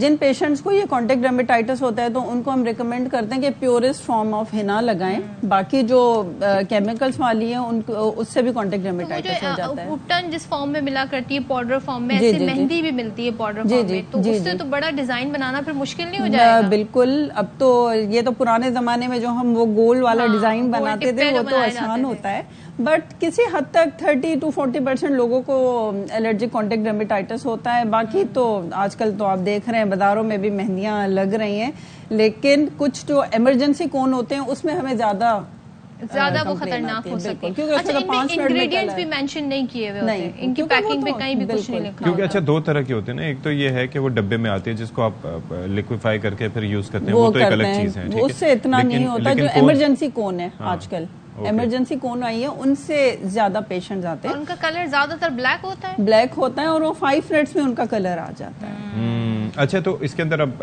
ظاہر ہے کہ آپ ایک کون لے کے آ گئے، آپ کو نہیں پتا کہ آپ نے اس کا کیا ہے کیمیکل ہے، اس کو انیشلی کیسے ٹیسٹ کر سکتے ہیں کہ ویدر کسی بھی ایریا پہ لگائیں آپ؟ ہم تو پیشنٹ جیسے ہم سے اگر مشورہ مانگنے آتا ہے تو ہم اس کو سجیسٹ کرتے ہیں کہ آپ اپنے آم پر یہاں پہ تھوڑا سا پیچ ٹیسٹ ہوتا ہے وہ لگا کے کر دیں 10 سے 15 منٹ. یا گھر میں کسی سے نہ بنتی ہو اس کو لگا دیں. بڑی اچھی مہندی آئی، ذرا ٹیسٹ کریں. ایسے خیالات اشفاق کے ذہن میں آتے ہیں. کس کے لگانی ہے آپ؟ there could be people, میری طرف اشارہ نہیں کیا. لیکن موسٹلی ایمرجنسی کون سے پیشنٹ، اور پیشنٹس کافی بیچاری جو ہماری ہوتی ہیں خواتین یا بچیاں بہت ہی خوفناک حالت میں آتی ہے. ان کے بالکل اتنے بڑے بڑے بلسٹر بنے ہوتے ہیں جس کو ہم پھر پنکچر کرتے ہیں اور بہت ہی خوفناک، بالکل اور خود سے ویسے ہی آپ ٹرائی نہ کیجیے گا اگر بلسٹر بن جائے تو اس کو کر کے تاکہ وہ. لیکن آپ پانی سے تو واش کر سکتے ہیں نا امیڈیٹلی، یہ تو کر سکتے ہیں. فرسٹ تو یہی ہے نا کہ جو ریموو دا کاز جس کی وجہ سے ہمیں ہوا ہے اس کو ہم کاز کر کے اور اسٹیرائڈ لگا لیں اور کولڈ. اور یہ جو ہے سب سے بہترین چیز جو بتائی ہے ڈاکٹر تانیہ نے وہ یہ کہ آپ پیچ ٹیسٹ کیا کریں ہر چیز کا، چاہے وہ آپ نے اکثر لوگ بلیچ کریم بھی اپلائی کرتے ہیں، تو کسی بھی چیز کو اپلائی کرنے سے پہلے جی آپ پیچ ٹیسٹ کیا کریں تاکہ آپ کو آئیڈیا، کیونکہ ہر کسی کی اسکن ڈفرینٹ سینسیٹیو بھی ہوتی ہے. Thank you so much doctor Tania, آپ تشریف لائیں. آپ نے بڑی مفید مشورے دیے. تو احتیاط کریں جی، دیکھ بھال کے استعمال کریں، اور جس طرح سے میں نے تھوڑا سا سجیشن دی تھی تو گھر میں کئی خواتین ہوتی ہیں، بچے بالکل بھی اس پہ عمل درآمد نہ کریں، خاص طور پہ اشفاق کریں. تو میں پوچھوں گی بعد میں رزلٹ کیا ہے. اچھا جی, عید شاپنگ کی بات کرنے والے ہیں جی. اب ہم ہاں کریں جی عید شاپنگ کی. تو تیاریاں ہوگی آپ کی پوری؟ تیاریاں پوری نہیں ہوتی ہیں اشفاق. ابھی بھی کسی دوپٹے میں آپ نے کچھ بیل لگانی ہے, کہیں پہ کچھ آپ نے اپنے شوز دیکھنے ہیں. بیل اور پیکو میں فرق کیا ہوتا ہے ویسے؟ مجھے پیکو جو ہے نا آپ کے جو وہ دوپٹہ جہاں سے پھٹا ہوا ہوتا ہے نا اس کو وہ ایک جیسا کر دیتی ہے, مطلب آپ نے جہاں سے کٹ کیا ہوتا ہے. اور جو بیل ہوتی ہے وہ اس کی خوبصورتی میں اضافہ کرتی ہے. جیسے کہ میں آپ کو دکھا رہی ہوں, یہ بیل ہے جو کہ میں نے میچ کری ہے, اور یہ باقاعدہ بڑا سگڑاپا ہے. یہ میں نے نہیں کیا, میں نے اپنے درزی بھائی کو دیا تھا, تو ماسٹر صاحب نے ہی کر کے مجھے دے دیا ہے. تو میرے جوڑے کو 4 چاند لگے. کیا بات ہے, کیا بات ہے, زبردست. تو یہ چھوٹی چھوٹی ٹرکس جو ہیں خواتین کو پتہ ہوتی ہیں, نہیں تو آپ کے درزی آپ کو مشورہ دے دیتے ہیں. عید کی تیاریوں کے حوالے سے اوور آل ہم آپ کو بتاتے ہیں کہ اہل خانہ کے ساتھ ساتھ اب گھر والے جو ہیں کہہ رہے ہیں جی, بچے کہہ رہے ہیں میرے پاس جوتے نہیں ہیں, کوئی کہہ رہا ہے میرے پاس پرس نہیں ہے میچنگ کا, بچیاں کہہ رہی ہیں مجھے ہیئر کلپ چاہیے اور مجھے اپنی پونی کے لیے کچھ چاہیے. تو یہ دیکھیں چھوٹی چھوٹی پیاری پیاری بچیاں, ان کو اپنی, اچھا آج کل کے بچے, ہم تو بڑے سیدھے سادے تھے بچپن میں, جو اما ابا دلاتے تھے وہ لے آتے تھے. اب بچے کہتے ہیں نہیں, جو مجھے پسند ہے میں نے صرف وہی خریدنا ہے. جی بھائی, ہماری پسند کے مطابق چیزیں ہونی چاہیے, ورنہ ہم نہیں خریدیں گے. لیکن ریٹس کیا ہیں یہ ذرا جان لیتے ہیں. عثمان علی ہمیں پشاور سے جوائن کر رہے ہیں, یار محمد لاہور سے. تو یار محمد سے گفتگو کا آغاز کرتے ہیں. اس وقت بھی کسی بازار میں ہمارے دونوں بھائی موجود ہیں. تو یار محمد بتائیے گا کہ ابھی تو وقت ایسا ہے کہ نارملی لوگ اتنا نہیں نکلتے, حالانکہ میں کہتا ہوں سب سے صحیح وقت شاپنگ کا یہی ہوتا ہے کیونکہ رش کم ہوتا ہے. آپ بتائیں کیا صورتحال ہے اور ریٹس وغیرہ کیا ہیں چیزوں کے؟ لیکن اس وقت آپ آفس میں ہوتے ہیں. میں تو آفس میں ہوں, میں غریب. جی عثمان. جی یار محمد. دیکھیں اشفاق, یہاں پہ صورتحال ایسی اس بار کہ لاہوری اپنی روایت کو برقرار رکھتے ہوئے آخری اشرے میں گھروں سے باہر نکلے ہیں عید کی شاپنگ کے لیے. لیکن اس بار صورتحال کچھ اس کے برعکس ہے. ہم نے دیکھا ہے کہ اتنا زیادہ رش نہیں ہے, اور یہ وہ بازار ہے اچھرا بازار جہاں پہ خواتین, بچوں, بڑوں, تمام لوگوں کے ملبوسات اور دیگر جو سامان ہے وہ یہاں سے ملتا ہے. لیکن رش ہمیں گزشتہ کچھ کی نسبت اس پر کم دکھائی دے رہا ہے, کیونکہ مہنگائی کا ایک بہت بڑا عنصر موجود ہے. مہنگائی بہت زیادہ ہے, اور پہلے ہمیں جو مرد حضرات ہیں وہ عورتوں کے ساتھ آگے یہاں پہ پریشان نظر آتے تھے, لیکن اس بار ہمیں شدید پریشان نظر آ رہے ہیں جو مرد حضرات ہیں. اور افطاری کے بعد جو رش ہے وہ زیادہ بڑھتا ہے بازاروں میں, لیکن گزشتہ کچھ برسوں کی نسبت اس بار خاصا رش جو ہے وہ کم دکھائی دے رہا ہے. بڑی تعداد میں جو فیملیز ہیں وہ گھروں سے باہر جو تیسرا عشرہ ہے اس کے سٹارٹ ہوتے ساتھ ہی نکلتی تھیں, لیکن اب 26واں روزہ آن پہنچا ہے, لیکن ابھی تک اس طرح سے زیادہ رش دکھائی نہیں دے رہا. تاہم جو مہنگائی کا فیکٹر ہے ہمیں یقینی طور پہ نظر بھی آ رہا ہے, کیونکہ ہم نے یہاں پہ وزٹ بھی کیا ہے مختلف کپڑوں کی دکانوں پہ اور چوڑیاں یا جو جوتوں کی دکانیں ہیں وہاں پہ. تو وہاں پہ جو ہماری کسٹمر سے بات ہوئی ہے یا دکانداروں سے, ان کا کہنا ہے تقریباً 50% ان چیزوں کی قیمتوں میں اضافہ ہوا ہے, جس کی وجہ سے رش کم ہے. تو اوور آل یہ سچویشن ہے کہ فیملیز آتی ہیں, لیکن جو تقریباً 70% ایسے ہی فیملیز ہیں جو اپنی خریداری پوری کر کے گھروں پہ جاتے ہیں. 30% ایسی فیملیز ہیں جو آتے ہیں یہاں پہ, لیکن جتنی مہنگائی ہے کوئی ایک آدھی چیز لے کے وہ دوبارہ گھر جاتے ہیں, وہ پھر اگلے دن کا پلان بناتے ہیں کسی اور بازار میں وزٹ کرنے کا. لیکن یہی ساری صورتحال ہے. لبرٹی مارکیٹ لے لیں آپ, انارکلی بازار لے لیں, اچرا بازار, تمام بازار ہم نے وزٹ کیے ہیں.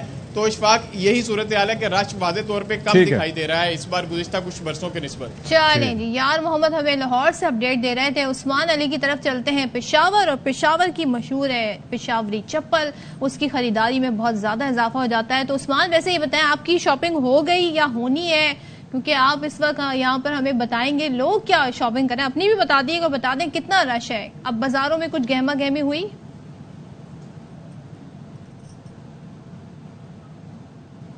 جی عثمان کی آواز ہم تک نہیں, عثمان کی آواز کو دبانے کی کوشش کی گئی ہے جس کی ہم مذمت کرتے ہیں, جس کی ہم مذمت کرتے ہیں, لیکن ہم عثمان سے رابطہ کرنے کی کوشش کریں گے. ظاہر ہے کہ وہاں پر بڑی تیاریاں ہوتی ہیں. اچھا ایک چیز صدف, میں آ گئے جی, آ گئے عثمان بھائی, آپ تک ہماری آواز پہنچ رہی ہے؟ جی آواز, جی آواز. ہاں اب ہمیں بھی آپ کی آواز پہنچ رہی ہے, بتائیے جی آپ کیا بتا رہے ہیں. طریقے سے اظہار خیال کریں. جی بالکل، پشاور کے نمک منڈی ہے جو کھانوں کے لیے بھی مشہور ہے، لیکن یہاں پر عید کے دنوں میں جو چپل ہے پشاوری چپل، اس کے لیے شہری جو ہے وہ یہاں کا رخ کرتے ہیں، اور اس وقت بھی جو چپل مارکیٹ ہے وہاں پر بڑی تعداد میں شہری جو ہے وہ اپنی عید کی خریداری کے لیے پہنچ رہے ہیں۔ اس وقت بھی یہاں پر جو مختلف دکانیں ہیں وہاں پر رش دیکھا جا رہا ہے، لوگ جو ہے وہ عید کے لیے چپلیں جو ہے وہ پسند کر رہے ہیں۔ پشاور کے اس مارکیٹ میں جو مختلف سیاستدان ہے، کھلاڑی ہے پشاور جو کرکٹ ٹیم کے، ان کے لیے بھی یہاں سے جو ہے چپل تیار ہو کر جاتے ہیں بطور تحفہ، جو ہے وہ یہاں سے یہ جو چپل میکر ہے ان کو پہنچاتے ہیں۔ تو لیکن جو شہری ہے وہ بھی یہاں سے آتے ہیں اور پھر انہی مشہور جو چپل ہے ان کو پسند کرتے ہیں۔ پشاور کے شہری بھی اس وقت جو ہے اس مارکیٹ کا رخ کرتے ہیں، اور اس وقت جو کہ تاریخ کا ٹائم بھی قریب ہے، لیکن یہاں پر اس وقت بھی رش ہے، اور پھر جیسے رات ہو جاتا ہے تو رات کو تاریخ کے بعد یہاں پر رش اور بھی زیادہ بڑھ جاتا ہے۔ تو پشاور کے مختلف مارکیٹ جو ہے وہاں پر اس وقت گہما گہمی ہے، جیسے ہی عید کے دن قریب آتے جا رہے تو اس گہما گہمی میں مزید اضافہ ہوتا جا رہا ہے۔ یہاں سے صرف پشاور نہیں بلکہ دیگر شہروں سے بھی لوگ یہاں پر آتے ہیں جو اپنے عید کے لیے چپل جو ہے ویسے خرید کر لے جاتے ہیں۔ عید کے چپلیاں جو ہے ہم بھی خود یہاں سے خریدتے ہیں، اور جب یہاں سے ہم فارغ ہوں گے ابھی بیپر سے تو پھر اس کے بعد جائیں گے اور خود اپنے لیے بھی یہاں سے چپل جو ہے وہ دیکھیں گے کہ جو ہمیں پسند آئیں گے تو پھر اسی چپل کو ہم لیں گے۔ تو پشاور کے شہری یہاں پر آ رہے ہیں ابھی بھی اس وقت، اور چپل جو ہے یہاں پر صرف مرد کے نہیں بلکہ اب تو یہاں پر خواتین جو ہے ان کے لیے بھی چپل تیار کیے جاتے ہیں۔ اور پہلے جب ہم یہاں پر آتے تھے تو ہمیں کہا تھا کہ 600 روپے سے جو ہے یہاں پر ریٹ شروع ہو جاتا ہے جو 20,000، اور اب آرڈر پہ تیار کرتے ہیں تو پھر 30,000 تک یہاں پر چپل دستیاب ہوتے ہیں۔ جی 20 سے 30,000 بھی چلے گی نہیں تو وہ اس میں کچھ الگ ہی ڈیزائن ہوتا ہوگا، کچھ خاص اس میں اسپیشلٹی ہوتی ہوگی، پیسے نکالتے ہوئے تکلیف بھی کم ہوتی ہوگی۔ عثمان نے بھی بتا دیا کہ ابھی وہ جا کے یہاں سے بیپر سے فارغ ہو کے چپل اپنی پشاوری چپل خریدنے جا رہے ہیں۔ بہت شکریہ عثمان، چلیں آپ شاپنگ کریں۔ یار محمد آپ کا بھی شکریہ، آپ بھی دیکھ لیں، کچھ شاپنگ کر لیں اور انجوائے کریں۔ چلیں جی، تو یہ ہم نے آپ کو بتایا کہ آپ نے وہ بیل دکھائی تھی نا اپنی دوپٹے کی، تو مجھے یاد کرا یہ جو میرا پاکٹ سکوئر ہے یہ اس کے اوپر کیا ہے؟ یہ پیکو ہوا ہوا ہے۔ اچھا یہ ہوتا ہے پیکو؟ ہاں میں آپ کو سمجھا نہیں پا رہی تھی۔ اوکے، یہ ہوتی ہے بیل۔ اچھا پیکو اس لیے ہوتا ہے تاکہ یہ جو کنارے جو ہیں اس میں سے یہ دھاگے نکلتے نہ رہیں، اور جو رف اینڈ کیا کہتے ہیں ویئر اینڈ ٹیئر کے بعد یہ خراب نہ ہو جائے، تو اس کو اچھا رکھنے کے لیے اچھا رہے، یہ زیادہ استعمال میں رہے۔ کتنی معلومات، بہت شکریہ صدف، آپ نے ہماری معلومات۔ اصل مسئلہ پھر پیکو کا ہوتا ہے، اس لیے پیکو کرانا ضروری ہے۔ بریک لیتے ہیں۔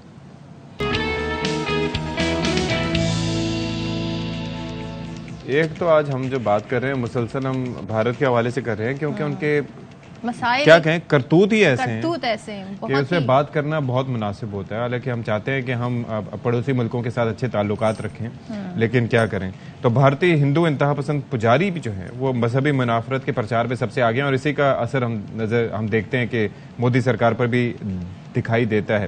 تو اب نام بڑا مشکل سا ہے، لیکن نرسنگا نند سرسوتی نامی، یہی نام ہے؟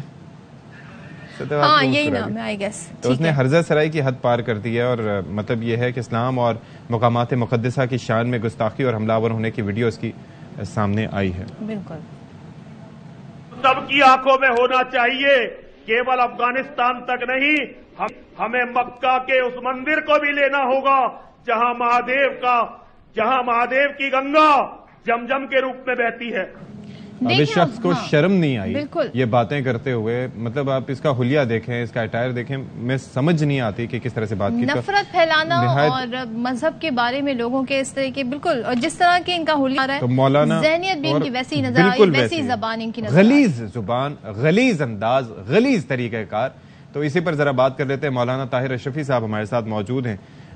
مولانا صاحب، مطلب مجھے تو دیکھ کے جو میں سمجھ نہیں آ رہا کہ میں کس طرح سے اپنے جذبات کا اظہار کروں یا اپنے الفاظ اس شخص پہ ضائع کروں، لیکن یہ کیا ان کی سوچ ہے، کیا ان کی اپروچ ہے، اور یہی ان کی پھر حکومت کے کارناموں میں بھی اور کرتوتوں میں بھی یہ چیز آیا ہوتی ہے؟ بسم اللہ الرحمن الرحیم، نحمدہ ونصلی ونسلم علی رسولہ الکریم۔ دیکھیے یہ جو ابھی آپ نے سنایا بھی، اور یہ جو ویڈیو ہے، یہ بیسیکلی تو آپ کو پتہ ہے کہ اس وقت ہندوستان میں جو صورتحال ہے وہاں پر کوئی بھی محفوظ نہیں ہے، حتیٰ کہ ہندو بھی محفوظ نہیں ہے ان کے ہاتھوں سے۔ اور یہ اس طرح کی بکواس کرنا مکہ مکرمہ کے بارے میں اور بیت اللہ کے بارے میں اور زمزم کے بارے میں، تو یہ واضح کرتا ہے کہ یہ ہندوستان کی حکومت کی سرپرستی میں ایک دہشت گرد گروہ جو ہے، جو ہندوستان میں مسلمانوں کو بھی مار رہا ہے، ہندوؤں کو بھی مار رہا ہے، سکھوں کو بھی مار رہا ہے، عیسائیوں کو بھی مار رہا ہے، مسیحی بھی، کوئی اقلیت اور کوئی نچلی ذات کا ہندو ان سے محفوظ نہیں ہے۔ اب وہ بکواس کر رہے ہیں مکہ کے بارے میں اور ارض حرمین شریفین کے بارے میں۔ ایک تو میں یہ بات عرض کر دوں کہ ارض حرمین شریفین مسلمانوں کی وحدت اور اتحاد کا مرکز ہے، اور جو آنکھ بری نظر سے ادھر دیکھے گی وہ آنکھ بھی نکال دی جائے گی، اور جو ہاتھ دیکھے گا وہ ہاتھ بھی توڑ دیا جائے گا۔ ایک تو اللہ کا گھر ہے اور امن کا گہوارہ ہے۔ اسلام تو سلامتی کا دین ہے، اور کہا گیا ومن دخلہ کان آمنا، یعنی جو بیت اللہ میں داخل ہو جائے گا اس کو امن ملے گا۔ جو امن کی جگہ ہے اس کے بارے میں بھی یہ جو ہے اس طرح کی بکواس کرنا، تو یہ واضح کر رہا ہے، اور دنیا کو اس کا نوٹس لینا چاہیے کہ صرف ہندوستان کی حکومت ہندوستان کے اندر نہیں بلکہ پوری دنیا کے اندر وہ مسلمانوں اور دیگر مذاہب کے جو لوگ ہیں ان کے عقائد پر بھی ان کے آپ نے دیکھا ابھی وہ دو لوگوں کو جس طرح مسلمانوں کو قتل کیا گیا میڈیا کے سامنے جو ہے، اور اسی طرح روزانہ ہو رہا ہے۔ اور جیسے میں نے آپ کو عرض کیا کہ یہ خالی مسلمانوں کے ساتھ نہیں، ابھی مقبوضہ کشمیر میں ہم الاقصی کی بے حرمتی ہوئی، ہمیں بہت دکھ ہے، الاقصی ہمارے روح کی طرح ہے ہمارے جسم میں، لیکن مقبوضہ کشمیر میں مسجدیں بند کر دی گئی ہیں، اور اب اسی مقبوضہ کشمیر کے اندر تراویح کی اجازت نہیں ہے، نماز کی اجازت نہیں ہے، روزے کی اجازت نہیں ہے، اور یہی کچھ مسلمانوں کے ساتھ مسیحیوں کے چرچ جلائے جا رہے ہیں، نچلی ذات کے ہندوؤں کو مارا جا رہا ہے، سکھوں کے عبادت خانے جو ہیں ان کے گرودوارے وہ، تو یہ ایک دنیا میں اگر اس وقت کوئی دہشت گرد حکومت ہے اور دہشت گرد گروہ ہے جو حکومت پر مسلط ہے تو وہ ہندوستان کی موجودہ حکومت اور اس کے اس طرح کے اعلی کار ہیں۔ جہاں تک بات ہے مکہ اور مدینہ کی، تو الحمدللہ مسلمان جو ہیں، اول تو پہلی بات ہے کہ مملکت سعودی عرب اور اس کی جو حکومت اور ان کے جو عوام اور ان کی افواج، وہ الحمدللہ ارض حرمین شریفین کے دفاع اور تقدس اور احترام کے لیے کافی ہیں، لیکن 2 ارب کے قریب مسلمان ہیں، ہماری تو ہر سانس حرمین شریفین کے ساتھ ہے، اور ہمارے مال جان عزت آبرو ارض حرمین شریفین پر قربان ہے۔ لیکن میں آپ کے ذریعے اپیل کروں گا پوری دنیا کے اندر جو امن چاہنے والے ہیں، مختلف مذاہب کے ماننے والے ہیں، خواہ وہ ہندو مذہب کے ماننے والے ہوں، مسیحی ہوں، باقی مذاہب کے ماننے والے ہوں، کہ وہ اس طرح کے جو توہین امیز انداز ہے ہندوستان کے آر ایس ایس اور ہندوستان کی حکومت کے نیچے جو پل رہے ہیں، اس کے اوپر تمام مذاہب کی قیادت کو اور لوگوں کو اٹھنا چاہیے۔ اور میں یہ بھی واضح کروں کہ پاکستان کے تمام مذاہب کے لوگ، خواہ وہ ہندو ہیں، خواہ مسیحی ہیں، سکھ ہیں، جو پاکستان میں رہتی ہیں ہماری اقلیتیں، اور مسلمانوں کے تمام مکاتب فکر اس توہین کی بھرپور مذمت کرتے ہیں، اور اس بکواس کے خلاف جو ہے عالمی دنیا سے بھی اور مسلم دنیا سے بھی اپیل کرتے ہیں کہ وہ ان کے خلاف ایکشن لیں۔ بالکل، بہت شکریہ علامہ طاہر صاحب ہمارے ساتھ تھے، گفتگو کر رہے تھے جناب۔ تو یہاں پر ہم بریک لے رہے ہیں، بریک کے بعد آئیں گے تو پھر مزید کچھ ہے آپ کے ساتھ شیئر کریں گے۔ جناب ویلکم بیک ونس اگین، اور اب ہم جس ٹاپک پر بات کرنے جا رہے ہیں وہ بہت ہی امپورٹنٹ ہے، اور آج کے زمانے میں جی بہت زیادہ امپورٹنٹ ہے، وہ یہ ہے کہ آج کل ہر بچے کے ہاتھ میں موبائل ہے، ایکسیس ہے کمپیوٹر پر، انٹرنیٹ پر، تو وہ طرح طرح کی ایپس بھی یوز کر رہے ہیں جس میں انسٹاگرام، ٹک ٹاک، ہمارے بچپن میں ہم پوری دنیا گھوم کے ہمیں وہ چیزیں دیکھنے کو نہیں ملتی تھیں جو ایک بچے کو 5 منٹ میں موبائل فون میں مل سکتی ہیں، اور وہ کچھ بھی ٹائپ کرتے ہیں، سرچ کرتے ہیں، جی وہ سب کچھ آپ کے سامنے آ جاتا ہے۔ ایسے میں اب یہ سوال اٹھ رہا ہے جو کہ امریکہ سے سوال اٹھنا شروع ہوا کہ جی 18 سال تک کی عمر کے بچوں کی جی کس طریقے سے یہ جو ایکسس ہے اس کو ذرا ایک مانیٹر کیا جا سکے اور پیرنٹل کنٹرول کیا جا سکے تاکہ وہ غلط چیزیں نہ دیکھیں یا غلط راہ پہ نہ چل پڑیں۔ تو یہ ہم نے دیکھا بہت ساری پریشانی کو مد نظر رکھتے ہوئے امریکہ نے ایک قانون متعارف کرا دیا ہے جس کے تحت 18 سال سے کم عمر بچے صرف والدین کی اجازت کے ساتھ ٹک ٹاک، انسٹاگرام یا دیگر سوشل میڈیا، اب یہ دیکھنا ہوگا کہ ظاہر ہے کہ کتنی اسٹیٹس میں امریکہ میں یہ قانون جو ہے وہ نافذ ہوا ہے۔ تو یہ بڑا امپورٹنٹ ہے. تو ہمارے ساتھ موٹیویشنل اسپیکر موجود ہیں عمیر نوالہ صاحب. بہت شکریہ جی عمیر, آپ نے وقت نکالا اور آج آپ کراچی سے ہمارے ساتھ موجود ہیں. تو یہ ظاہر ہے کہ ویسے تو یہ ہر پیرنٹ کا ایک کنسرن ہے, کیونکہ ایک تو یہ ہے کہ کیا کانٹینٹ آپ دیکھ رہے ہو, پھر دوسرا نہ جانے کن کن لوگوں سے آپ رابطے میں. بالکل ٹھیک ہے, کیونکہ یہاں پر بیٹھ کے آپ ہو سکتے ہیں آسٹریلیا کے کسی کونے میں کسی سے رابطے میں, اور وہ کس طریقے سے آپ کو انفلوئنس کر رہا ہو, پیرنٹس ڈونٹ نو. آپ رابطے میں نہ بھی ہوں تو وہ آپ کو مانیٹر کر رہا ہو اور آپ کو پتہ بھی نہ ہو. تو یہ کتنی پریشان کن بات ہے. ایکسٹریملی دیکھیں جنرلی اگریمنٹ ہے کہ ہمارے سامنے ہی تھا جی. آپ جانتے ہیں کہ بہت سارے کرمنلز فش کرتے ہیں لوگوں کو, اسپیشلی لڑکیوں کو فش کیا جاتا ہے گلوبلی ینگ ایج کے اندر. اور آج یہ لڑکیاں ہماری انسٹاگرام پہ موجود ہیں, ٹک ٹاک پہ موجود ہیں, اور جو ینگ ایج ہے اس پہ ریشنل فیکلٹی پوری نہیں ڈیولپ ہوئی ہوتی. تو آپ کو جو آپ کی تعریف کر دے, آپ کو وہ دے دے جو آپ کو نہ مل رہا ہو, تو بہت آسانی سے آپ لیور ہو سکتے ہیں. تو اس میں پروٹیکشن ایشو ہے, بولینگ بہت عام ہے سوشل میڈیا پہ, ہراسمنٹ ہو جاتی ہے. ہم بڑے لیول پہ تو دیکھتے ہیں نا ٹویٹر ٹرینڈز پہ, لیکن کلاس رومز کے لیول پہ بھی انسٹاگرام پہ کسی کی لی جا رہی ہے اور وہ ہیش ٹیگ بن کے چل رہا ہے. So severe crisis of mental health. اور اس وجہ سے امریکہ میں بہت ساری ریاستیں اب قانون سازی کا سوچ رہی ہیں, کچھ آلریڈی کر چکی ہیں, جس میں ایک بچہ اگر 18 سال کا جب تک نہیں ہوتا تب تک اس کا سوشل میڈیا پہ آنا پیرنٹس کی اجازت کے بغیر نہیں ہو سکتا. پھر اس کا ڈیپر لیول یہ ہے کہ بچے کی جو گفتگو اور جو اس کے انٹریکشنز ہیں, جن چیزوں کو وہ فالو کر رہا ہے, اس کا بھی ایکسیس پیرنٹس کو ملنا. اور تیسرا ان ایپس کے اندر کرفیو ٹائم ہونا, جس کی ہم ہمیشہ گھروں میں بات سنتے ہیں. تو یہ قانون کے تحت اب ان ایپس کو یہ کرفیو ٹائم جو ہے یہ کانسیپٹ بھی باہر کا ہی ہے. جی ہمارے یہاں تو یہ اپلائی بھی نہیں ہوتا. ہمارے یہاں تو سزائیں دوسرے طریقے سے دی جا سکتی تھی. تو ہم اب سوشل میڈیا تو باہر کا ہی ایک ورژن ہمارے یہاں آیا ہوا ہے, اس چیز کو ہم یہاں کیسے اپلائی کریں گے کہ کرفیو ٹائم بہت ہی ڈینجرس ہے. اور میں سوچ رہا تھا کہ دیکھیں پاکستان میں اپلیکیشن میں ایک چیلنج یہ بھی ہے کہ بہت سارے پیرنٹس خود ٹیکنالوجی یوز نہیں کرتے. جب وہ خود یوز نہیں کرتے, خود ان کے اکاؤنٹس نہیں ہیں, تو ان کے لیے سپروائز کرنا بھی ایک بڑا چیلنج ہے. دوسرا جو ہے, جب آپ اس کو ہمارے کانٹیکس میں لے کر آتے ہیں تو ہمارے کانٹیکس میں بہت زیادہ ینگر ایج کے بچوں کے پاس بھی فونز موجود ہیں. آپ امیز ہو جائیں گے 7-8 سال کے بچوں کے پاس کوئی نہ کوئی ڈیوائس موجود ہے. اور اگر وہ سوشل میڈیا پہ نہیں ہے تو وہ گیمنگ کی سرورز کے اوپر اکاؤنٹس بنائے ہوئے. شکر ہے اللہ کا, مجھے پتا چلا ایک مووی دیکھنے کے بعد کہ گیمنگ کے سرور سے, اور بلکہ وہ دعا زہرا والا کیس جو تھا نا, اس کے اندر پتا چلا کہ وہ گیمنگ کے کسی چیٹ ایپ ان کی بھی ہوتی ہے, اور وہاں سے بھی آپ رابطے. اچھا ایک چیز مجھے بڑی اچھی لگی تھی براک اوباما کی, کہ اس نے اپنی بیٹیوں کو, he was the president of the United state, لیکن ان کی بیٹیوں کو اجازت نہیں تھی. تو یہ ہمارے ہاں والدین چلیں ٹیکس سیوی نہیں ہے, کیا کیا جا سکتا ہے؟ گورنمنٹ اس میں کیا کس طریقے سے؟ آئی تھنک قانون سازی بالکل ہمیں بھی لانی چاہیے, اور جو ینگ ایج سوشل میڈیا کا یوز ہے اس کو کسی نہ کسی حوالے سے مانیٹر ہونے کی ضرورت ہے. یہ ہمارے اپنے بچوں کے حق میں ہے. ورنہ آپ جانتے ہیں نا کہ ہم بڑے لوگ جب سوشل میڈیا یوز کرتے ہیں, آپ یوز کرتی ہیں, یقیناً بہت ساری چیزیں دیکھ کے آپ بھی کنفیوز ہو جاتی ہیں, یا آپ بھی ایموشنلی بڑا عجیب فیل کرتے ہیں, میرے پاس یہ کیوں نہیں ہے. But at a younger age to process that is very challenging. Somebody writing to you a good note is hard to ignore. At a younger age, so بالکل absolutely ہمیں legislation کی طرف جانا چاہیے. نمبر 2, آگاہی صرف پیرنٹس کی سطح پہ نہیں بلکہ بچوں کی سطح کے اوپر. جب بچوں کو یہ سمجھ آئے گا کہ وہ جو ایپس یوز کر رہے ہیں وہ چلتی کیسے ہیں, تو وہ پھر اس کو یوز کرتے ہوئے ذرا مختلف ہو جائیں گے. آگاہی کا لیول کیا ہو, سکولز میں ہو, کہاں ہو, سوشل میڈیا پر ہو, کس طرح آگاہی دی جائے؟ آئی تھنک ایک تو میڈیا کے تھرو بھی جنرلی جس طرح آپ یہ شو کر رہے ہیں, لیکن سکولز میں ڈیجیٹل لٹریسی پروگرامز ہوتے ہیں. ڈیجیٹل لٹریسی یعنی کہ جب ہم انٹرنیٹ کی دنیا میں لاگ ان کرتے ہیں نا, تو پاکستان کا قانون پیچھے, بہت سارے آپ دیکھیں قانون اجازتیں پیچھے رہ جاتی ہیں. میں ہوں اور انٹرنیٹ کی دنیا ہے اور سب کچھ کھلا ہوا ہے. سو اب اس کے اندر میں نے بچے کو تعلیم دینی ہے. All the young people need to be aware کہ جس طرح وہ عام دنیا میں لوگوں سے کنیکٹ کرتے ہوئے ان کے ایڈوائز موجود ہوتی ہے, وہی سوشل میڈیا پہ کیسے ٹرانسلیٹ. یہ بہت ضروری ہے. Deeper education. بہت شکریہ Umair for being with us, آپ نے بڑی مفید معلومات دی. انشاءاللہ آگے بھی آپ سے رابطے میں رہیں گے.